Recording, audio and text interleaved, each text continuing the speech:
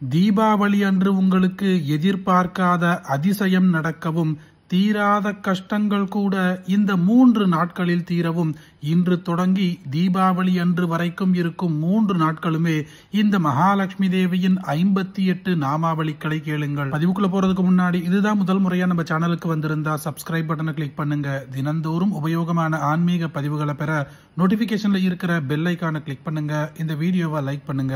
ஓம் அபூர்வாயை நமஹ, ஓம் அநாத்யாயை நமஹ, ஓம் அதிரீஸ்வர்யை நமஹ, ஓம் அபீஷ்டாயை நமஹ, ஓம் ஆத்மரூபிண்யை நமஹ, ஓம் அப்ரமேயாயை நமஹ, ஓம் அருணாயை நமஹ, ஓம் அலக்ஷ்யாயை நமஹ, ஓம் அத்வைதாயை நமஹ, ஓம் ஆதிலக்ஷ்மியை நமஹ, ஓம் ஈசானவரதாயை நமஹ, ஓம் இந்திராயை நமஹ, ஓம் உன்னதாகாராயை நமஹ, ஓம் உத்ததமதாபஹாயை நமஹ, ஓம் கிருத்தாயை நமஹ, ஓம் கிருஷாங்க்யை நமஹ, ஓம் காயவர்ஜிதாயை நமஹ, ஓம் காமின்யை நமஹ, ஓம் குந்தஹஸ்தாயை நமஹ, ஓம் குலவித்யாயை நமஹ, ஓம் கௌலிக்யை நமஹ, ஓம் காவ்யசக்தியை நமஹ,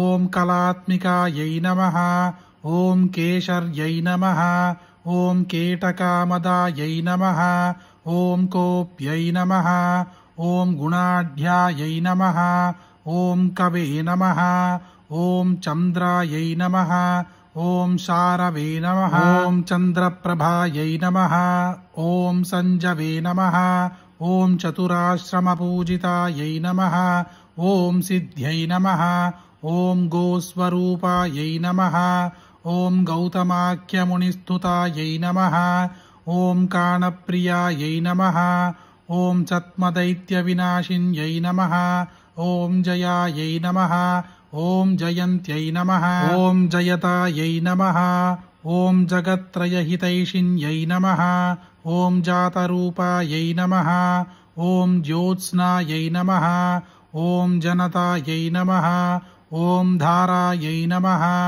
ஓம் திரிபதாயை நமஹ, ஓம் தோமராயை நமஹ, ஓம் துஷ்ட்யை நமஹ, ஓம் தனுர்தராயை நமஹ, ஓம் தேனுகாயை நமஹ, ஓம் த்வஜின்யை நமஹ, ஓம் தீராயை நமஹ, ஓம் தூலித்வாந்தஹராயை நமஹ, ஓம் தனயே நமஹ, ஓம் த்யேயாயை நமஹ, ஓம் தன்யாயை நமஹ, ஓம் நௌகாயை நமஹ.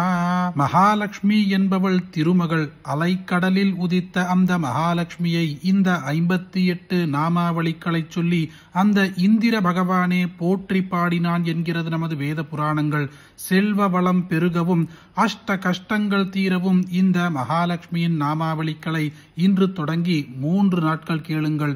தீபாவளி அன்று உங்களுக்கு எதிர்பார்க்காத அதிசயம் நடக்கும். இது நாள் வரை உங்களுக்கு இருந்த தீராத கஷ்டங்கள் அனைத்தும் தீரும்.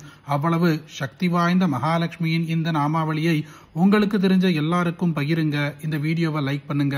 நாளைக்கு மற்றொரு பதிவில் சந்திப்போம். ஹரி ஓம் மகா பெரியவா போற்றி.